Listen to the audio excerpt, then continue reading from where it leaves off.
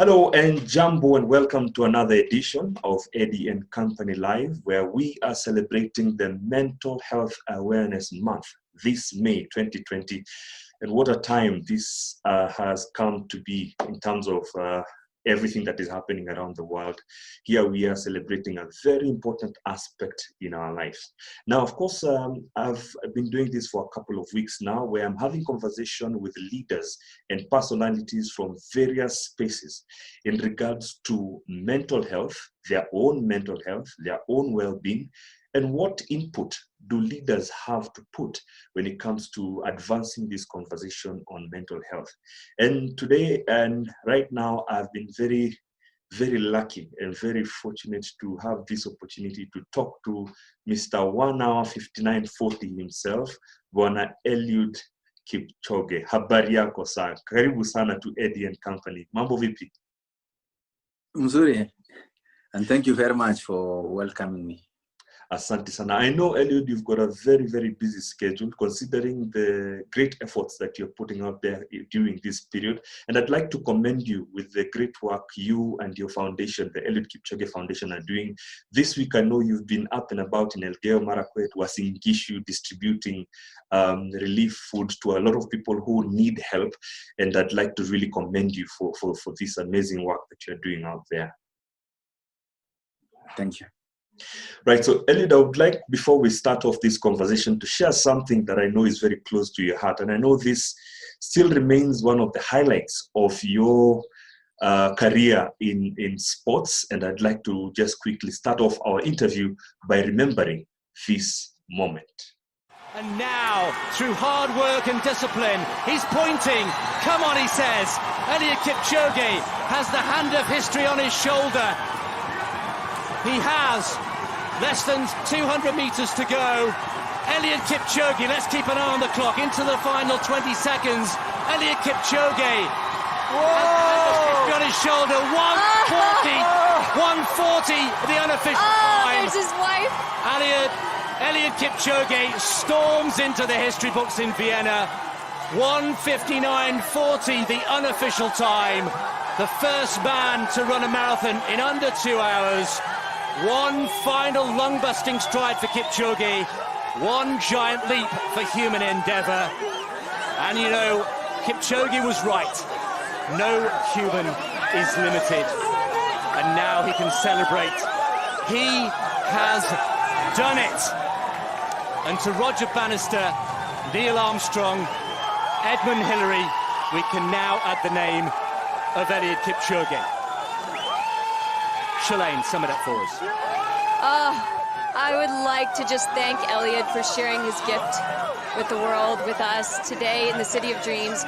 He created an absolute masterpiece that will never be forgotten. Eliud, I'd like to start off this conversation by first asking you, do you remember when you last lost a race? Do you remember?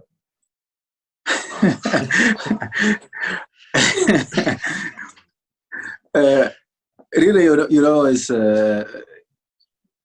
I think I can say I still remember being second in Berlin 5 years ago.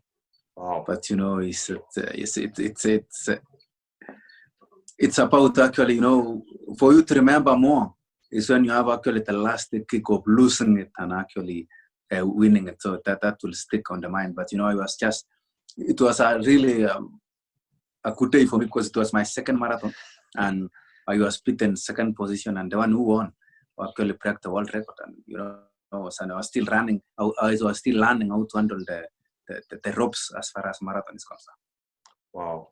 And I'm sure that must have been a momentous time with you for now. If you remember this race we've just seen right now, the Ineos Challenge, running under 2 hours. I still commend you for that. And I'm sure the whole world is still celebrating you for that. But just before we get into deeper conversation of this interview, now, I'm sure you're also equally hit with all this coronavirus pandemic. How are you faring? How are you handling? How is the family doing? How is your day-to-day looking now? Actually, this pandemic hit me in a wrong way. Remember, I am one of the sportsmen, and we rely on training, we rely on a teamwork that you need to train, we rely on actually competing abroad, but all of them were shut down, and actually we closed our camps, we come home, train in isolation, actually be home all the 12 hours of daytime.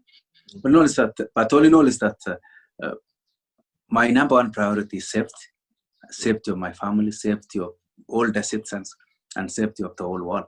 So I actually accepted the uncertainties, and I am working now to make sure that I am more fit. I'm saying I'm still lucky. I'm still going up out of my door and actually practice on the road and coming and doing some exercises, trying to lift some weights sometimes to make sure that I'm really fit. But all in all is that I'm observing the directives, and I urge everyone to observe the directives from the government. Totally, and definitely we endeavor to continue observing this, because it's very important right now just to keep ourselves safe. But now I'm sure through this period, I'm sure you've been interacting with a lot of your fellow athletes, especially now that you're mentioning you've toned down a bit on the training, but I'm sure you're still in touch with them. How are they doing? How are they faring? And I'm sure they're also benefiting from your amazing big heart. And you've been, in the papers, you've already been supplying relief food to them to help those who cannot even afford a kilo of unga. How are they faring? How are they holding up? Most athletes, actually 60% actually are on a terrible situation. Remember that not all people actually know how to manage their earnings, and the COVID-19 actually slaps every athlete on the wrong cheek. That's why actually everybody fall down and wake up again is a problem. That's why my foundation actually give a thought to maybe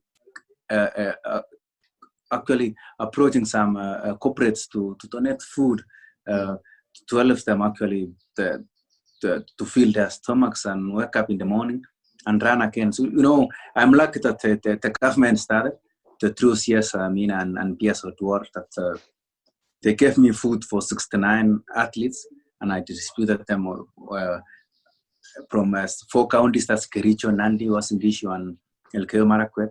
And all of them actually were really, really extremely happy. And you can really see it in their faces. What they are facing is really hard. You remember most of them actually come from humble backgrounds. Mm-hmm. And last week on Tuesday, then our good company in Eldoret Cranes Limited donated food for 60 families. That's 60 athletes, which is actually translated to 60 families. And we distributed them to athletes in Eldoret, 20 athletes in Eldoret, 20 athletes in Iten, and 20 athletes in Kaptagat. So all of them make a total of 60 athletes, which I can say it's 60 families. Mm-hmm. And everybody is really happy. I'm receiving a lot of calls, a lot of texts of 1,000 per day requesting a donation. But I can't give them. I can't actually satisfy everybody. True. But you're doing the little you can.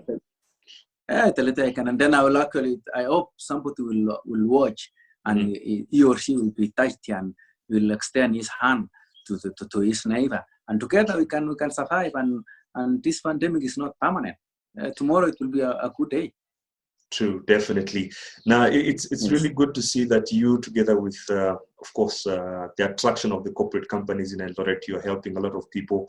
And I wish you all the best in this journey, because a lot of people I know are looking up to you, especially the young athletes. And we'll be getting into that a little more about it, especially the people who are looking up to you.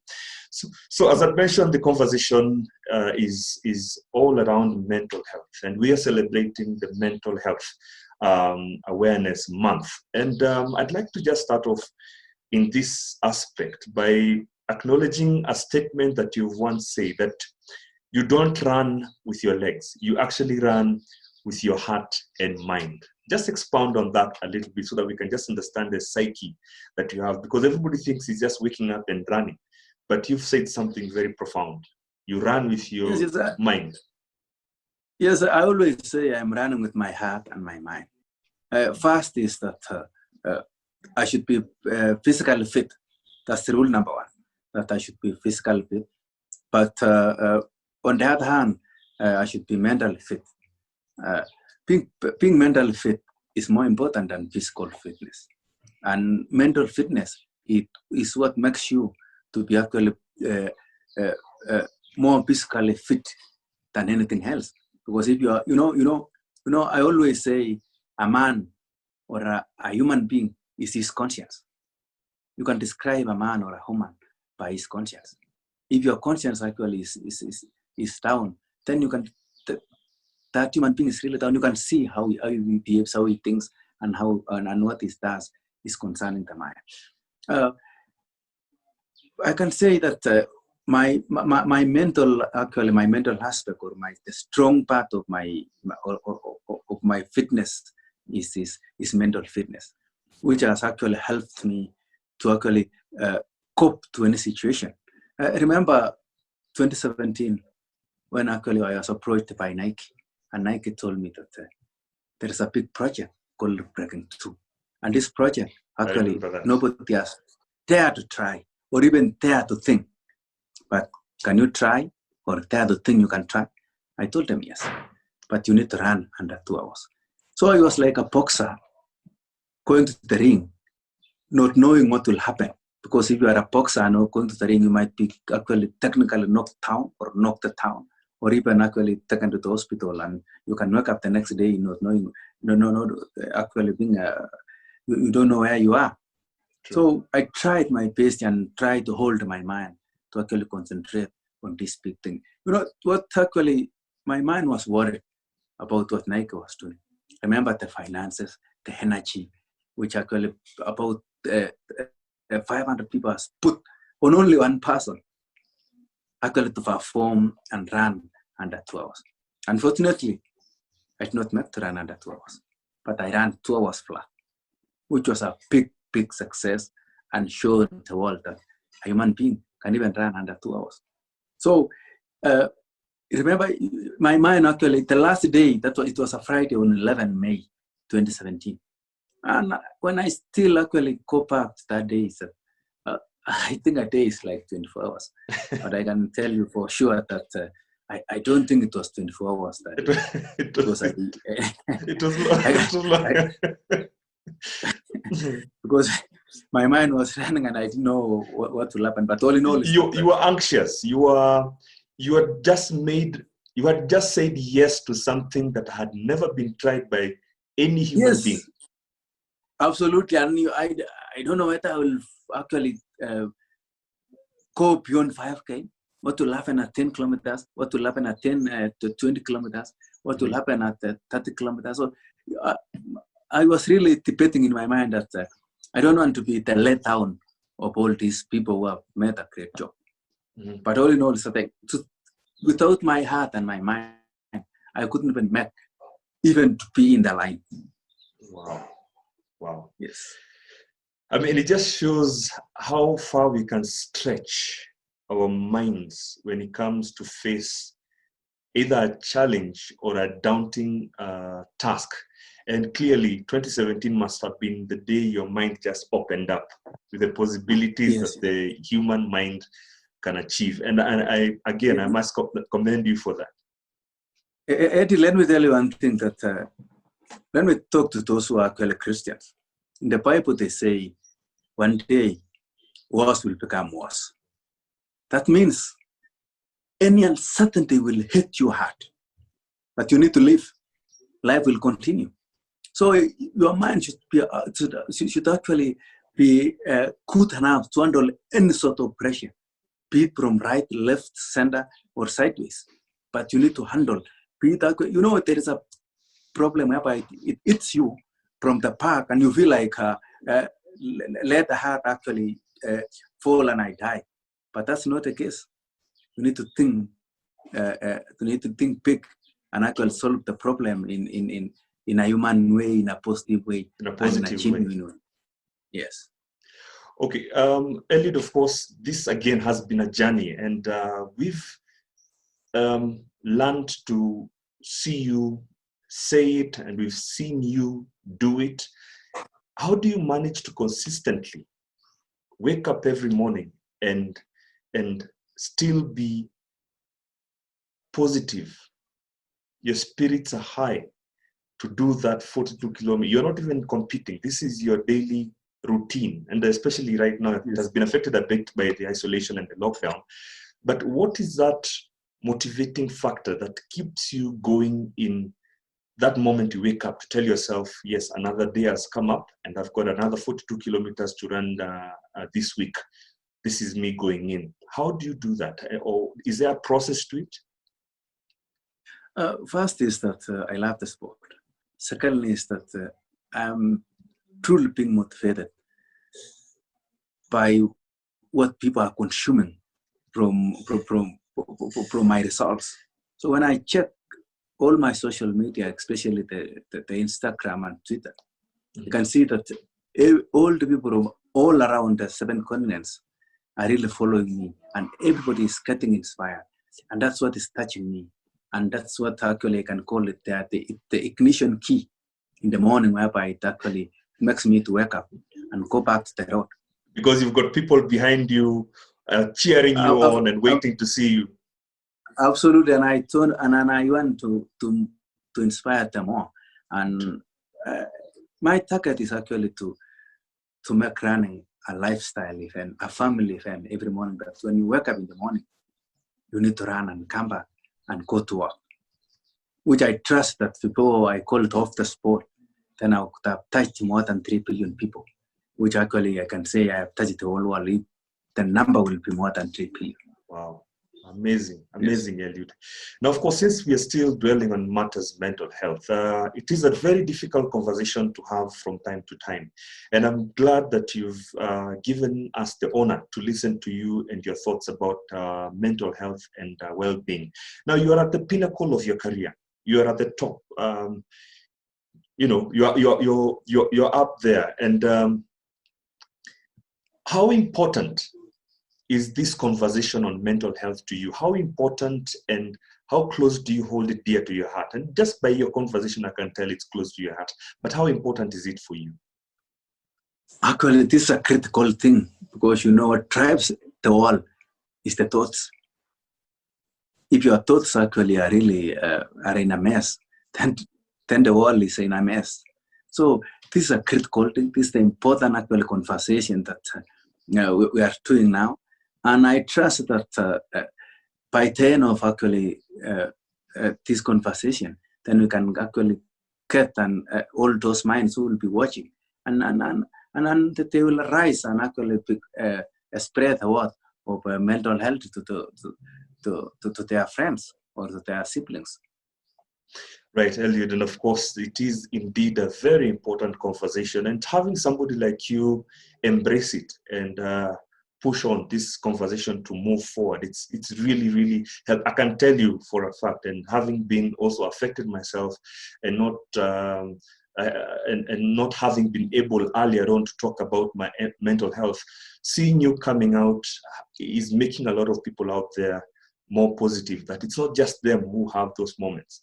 Now, they must be wondering then, do you have moments, Eliud, when sometimes you come close to giving up, even if it's not now? Have you been in a situation where you thought or felt depressed or anxious that you might need to seek the services of a therapist or a specialist in your journey as an elite world Olympic winner athlete? Oh, I have never come across any moment whereby I feel that my mind is really full and I need to see a specialist. But I know that what I'm trying to do is that I'm trying to live a normal life, an honest life, so that actually when I'm walking around, I'm trying to solve anything comes across myself, and that's what helps me to actually sleep well in the evening. True. So personally, is that I have a lot of pressure from the sponsors, from the management, from the coaching, from my teammates, from the general public, what they expect me to do, from everybody. But all in all is that I am doing what I can do, and I think I'm satisfying them in a good way. And I always, I always go slowly by slowly. I was taught to actually take my legs, wanasema chini kwa chini. It's not run. Pole pole. Put my legs up. Yes. Mm-hmm. Yeah. No, it's good to see. Then that's a decision you deliberately make in your mind, I believe. It's a deliberate decision. Yes. Yes. Okay, now, go ahead. No, just go. Okay, now, you see, that does not trigger another question because it's not easy, especially this time. And I'm talking about men. And as men here, we know we have our limits when it comes to being vulnerable. And this goes to ask you, we have a lot of male athletes who are out there, sportsmen who are also running at the top of their game and they're at the top of their careers.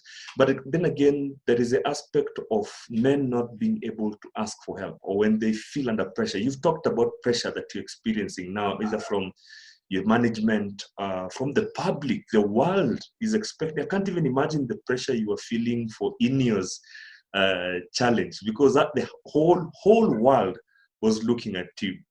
So when you boil it down to bring it a little bit closer to the ground, men and vulnerability and being able to embrace our emotions has been a challenge for for the longest time, because we are out of touch with our emotions.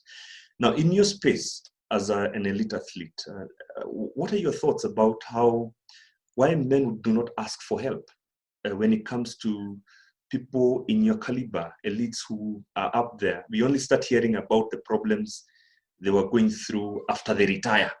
That's when you hear somebody had these issues and all that. But men, we have a challenge, yes. But what are your thoughts around that, and men not being able to ask for help?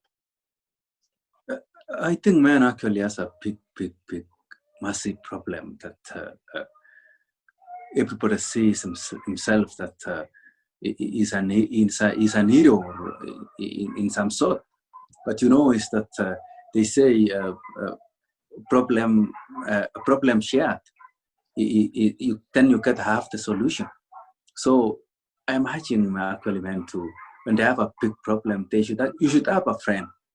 All of us, we have friends, but you have a friend whom you actually share even some things which are really close to you.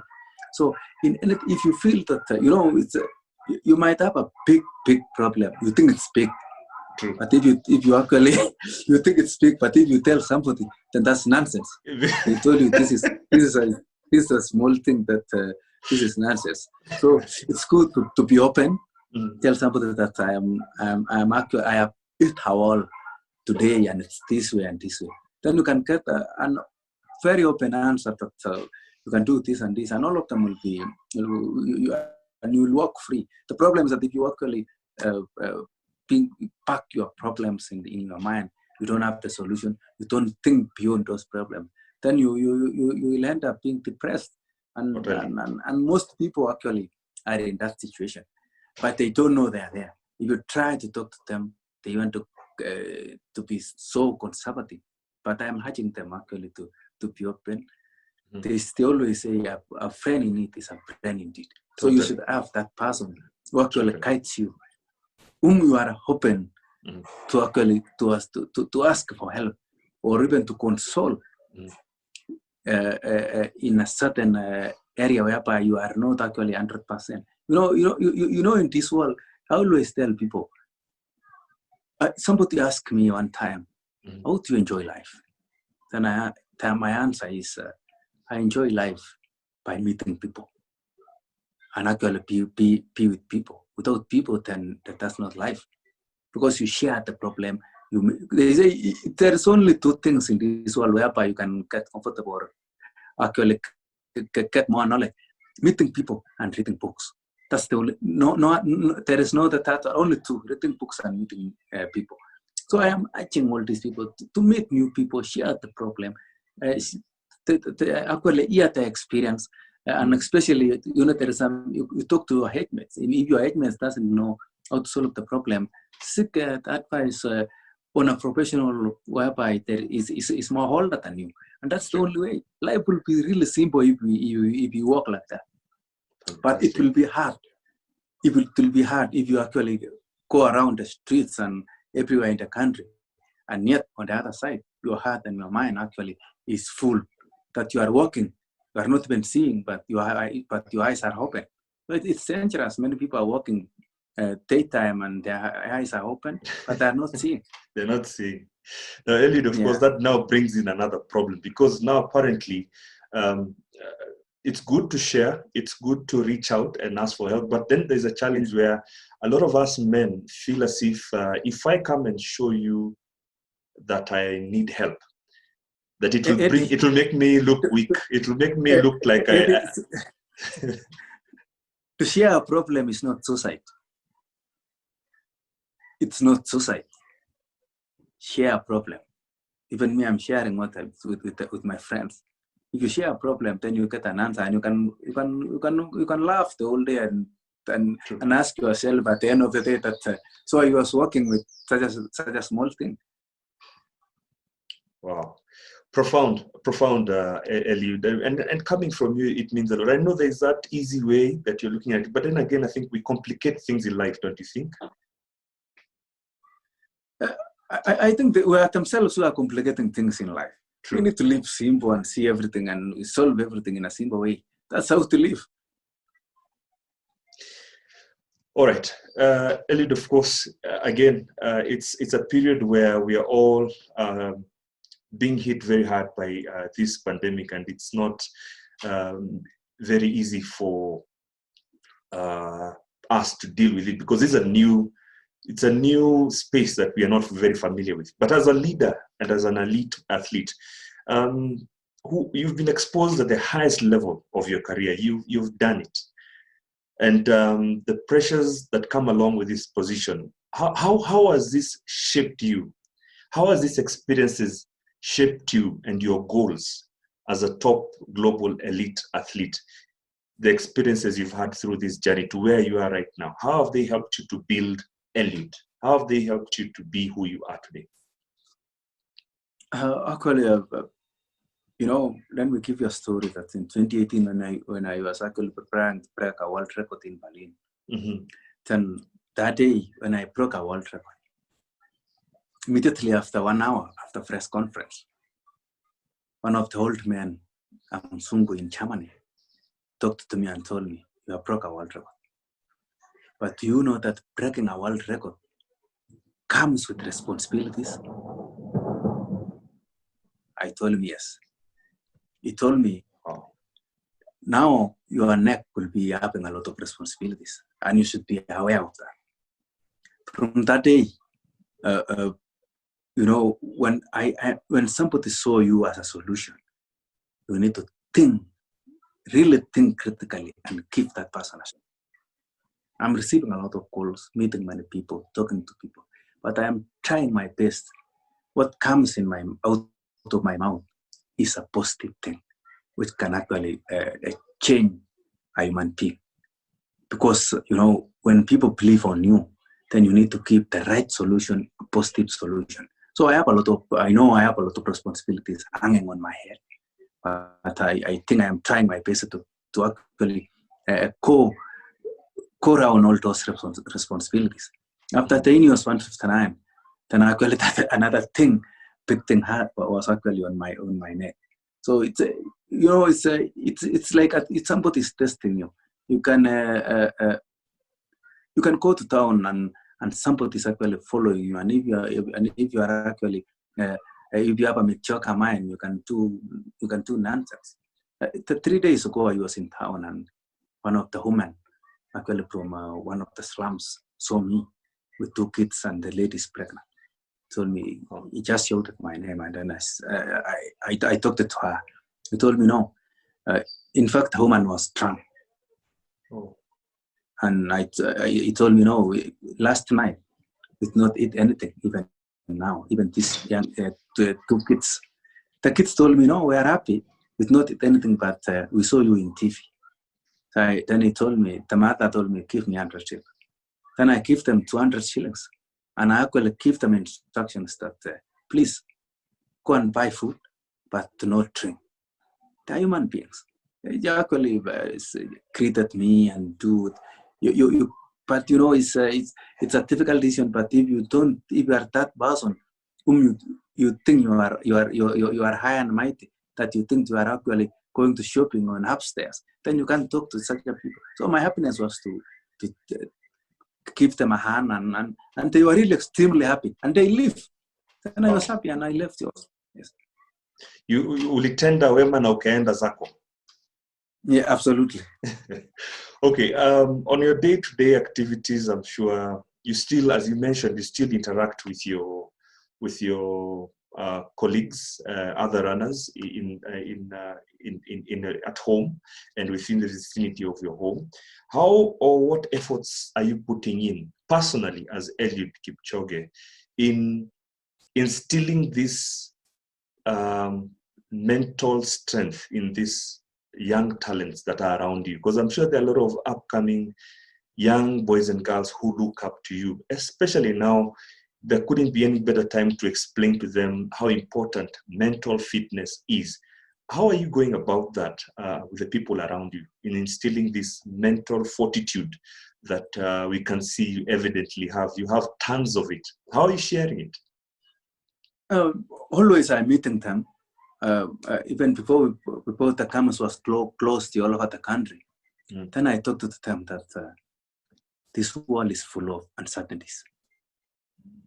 And uncertainty is like COVID-19 season. So let us accept in our hearts and move on. So everybody who listened to me, he or she has started moving on in a small way. But every time I am meeting the young sportsmen and women, I'm trying to talk to them that there is nothing in this world that's permanent. True. Tomorrow we will wake up. The country will wake up. The whole world will wake up. The companies will wake up. Employment will be there. Sports will be there. We'll be going to races to compete, and we will regain our own life. But remember, this thing teach us a lot, which I think we should actually know that always we should expect uncertainty in life. As for us, we are still living in this world. Right. We're just getting closer to the end bit of this interview. I would wish this interview to go on for a couple of more hours because you have a lot to share, and I really appreciate that you gave us this time. Now, does Eliud Kipchoge have dreams? You seem to have achieved everything. Do you have dreams? Do you have ambitions that you'd like to continue pursuing? You are at the pinnacle of your career. Do you have dreams? Yes, I have dreams. I'm still angry of running more faster than what I have done. You know, I'm a believer of a philosophy which says that if you are going half the tree, you are actually handling every branch. The branch you are stepping on, then that's yours. Breaking a world record, if that's yours, somebody else can come and break. But you need to aim for the next branch. So I'm aiming for the next branch. I have never go to that tip of a tree. I'm still actually climbing up. But all in all is that I have a dream of translating into this world to love the sport and make running the lifestyle. Nice. You know, let me give you an example. Yes. The running or the sport will rule the world. 73% of all people in this world who are now or who have been put in ICU during this COVID-19, the ones they were diagnosed with COVID-19 and they were taken straight to ICU, 73% were unfit. Wow. 73% were unfit. People who don't do any kind of sport. They don't even cycle, they don't walk, they don't even actually swim, they don't even dance. They are going into the car and go to the 73% who are in the ICU are unfit. 60% of those people who died. I talked last week with IOC President Thomas Bach, and I was shocked to learn that 60% of the people who died are those people who have heart-related actually problems. That means they are not fit. Just imagine 60%. So all in all is that fitness and running will actually make, if you want your life to be full, involve yourself in any sport. be it running, be it swimming, be it cycling, be it dancing, any sort, and you will live a healthy life. Just being physical, being active. Absolutely, yes. This is an example. COVID-19 coronavirus actually has taught us 73%, just imagine 73% of those who are in ICU. And I challenge you, Eddie, please go to Mbakati or go to Kenyatta University and see those who are in ICU. They are unfit. I hear you. I hear you. So that should be one of those messages that should be inculcated into this information we are getting from all these sources, that physical fitness Absolutely. or some form of activity will help in also dealing with what we are going through right now. So it looks like Corona has sort of just unearthed a lot of the underlying problems that we have and we do not know. Yes, so if you are totally unfit and Corona actually steps on you, then you are done. That you're done. If you live in a rural area whereby ICU is 300 kilometers, then I don't think we will reach there. Yeah. Okay, Eliud, what is the hardest part about being an elite athlete for you? What is the hardest thing about being Eliud Kipchoge? The hardest thing is it's responsibilities day to day, because I receive a lot of responsibility. I receive many things to do. I'm doing what I think it's necessary to do. Others, I'm actually telling them, please, I'm so squeezed that I can't do. Next time I'll do it. So the hardest thing to be me is actually the program I'm running.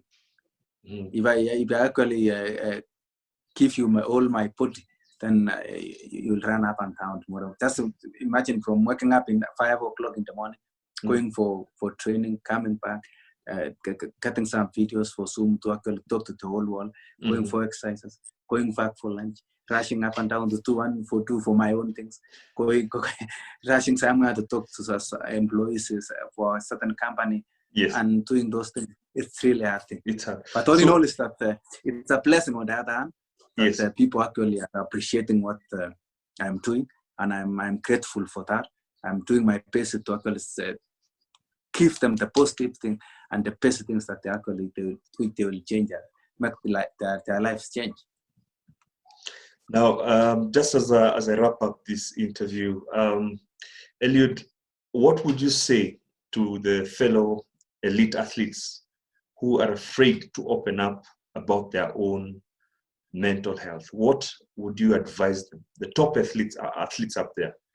What would you advise them in about to be able to stop being afraid to open up about his or her mental health and well-being? I want to tell them that if you live in a cocoon life, you will not see light of the world. Please break your cocoon, come out, share your problem, share your success to other people, and you'll actually live an honest life. That's the only way. Don't live in an enclosed system. That system actually will not actually make you see the world. The moment you break that cocoon, the moment you break that circle that you think they can protect you, then you'll be more happy to meet people and share your problem. It's not suicide, it's the world. Share the problem. People, there's a lot of problems in this world. Above all, your problems might not be even a problem. You might think in your mind that you have a problem, but you don't have a problem. It's about thinking. It's about how you handle the problem. It's about how you think, which sort of problem you have. So it's good to open and tell people that I have come across this and I'm really squeezed. I am in a corner and I can actually wake up even in this corner. So what can I do? And somebody will just laugh and say, no, it's a small thing, my friend. Just do this and all will be okay. So in this world, if you have some sort of problems running up and down, half of 60% are not problems, but they are problems which their minds think they are problems, but they are not problems. Wow, profound Profound, Eliud. Eliud, I can't say enough thank yous to show how appreciative I am that you've given us this opportunity. Words of wisdom, a lot of energy coming from you. We can see the passion that is in your eyes and in your heart, and from the words that you've spoken. And these last few words, just talking, sharing, and changing also the mindset, and thinking that the problem that you have is a problem, and changing that mindset. These are very powerful words coming from you, and I'd like to say thank you very much once again. Maybe if you have a word or two just to encourage also the young people who are watching you. You have a lot of athletes out there who look up to you and say, one day, I don't want to be like Eliud Kipchoge. I would like to be better than him, because you know, the young people who are looking at you as a benchmark, and a lot of us look at that as a way of motivating ourselves in reaching the highest levels of our passions, our loves in music, athletics, in acting, in whatever other job or career out there. Just give some kind words to these young people, because the young people right now are really affected. They're confused. They don't know what to expect, considering what we are going through as a world. First is that I want to start by quoting a Paulo Coelho quote that if you are an athlete, if you want to be successful, respect one rule: never lie to yourself. I would like to encourage all the youth, walk their talk. Not actually to talk, but not walking, walk to your talk. That's what the meaning of the quote. Secondly is that self-discipline actually is what drives everybody. If whole young guys actually embrace self-discipline, then they can move in a good way. They always say that there is a quote in one of the nursery schools in Canada. If you go to that school, that nursery school, it says that 25 years ago, a tree was planted 25 years ago. But a tree of self-discipline you should plant is today. The best day to plant is today. Now. That's how the quote was actually, it's now. That's how it's written in that nursery school in Canada. So what I'm trying to say, the situation now, I know many youth actually from the university, from the colleges, from the tertiary colleges. People actually were expecting to get employed immediately, but due to COVID-19, no jobs are there. But you know that we should be positive and actually love and encourage the government, encourage the corporates to actually come together. Tomorrow will be a day and jobs will be there. But remember, to the whole youth, they say there is a lot of employment in this world. But employers lack who to employ. Wow. I leave that question to the whole youth. There is a lot of employment. But the corporate world lack who to employ, because they don't see who to employ. Because actually we are not actually, we have the certificates, but we are not embracing what the certificate is telling us. We are not doing what the job is should be done.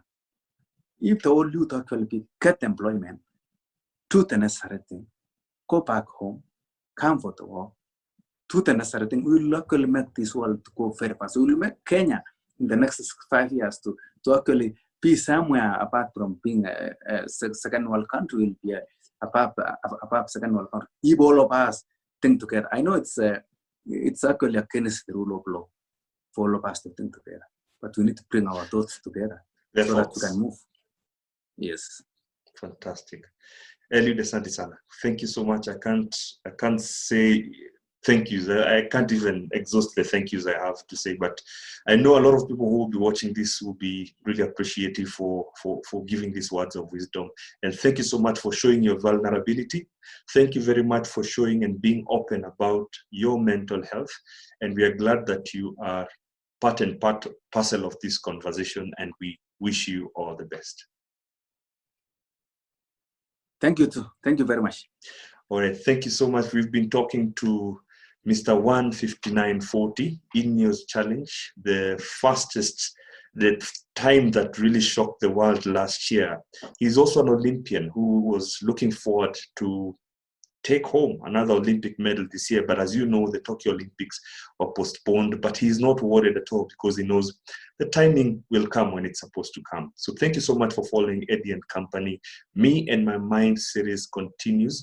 This is a leadership conversation. We're talking to leaders who would like to share and be part of the mental health conversation and to push forward the agenda so that we can kill the stigma around mental health, make it normal to talk about our mental health, and to know it's okay not to be okay. Until next week, see you.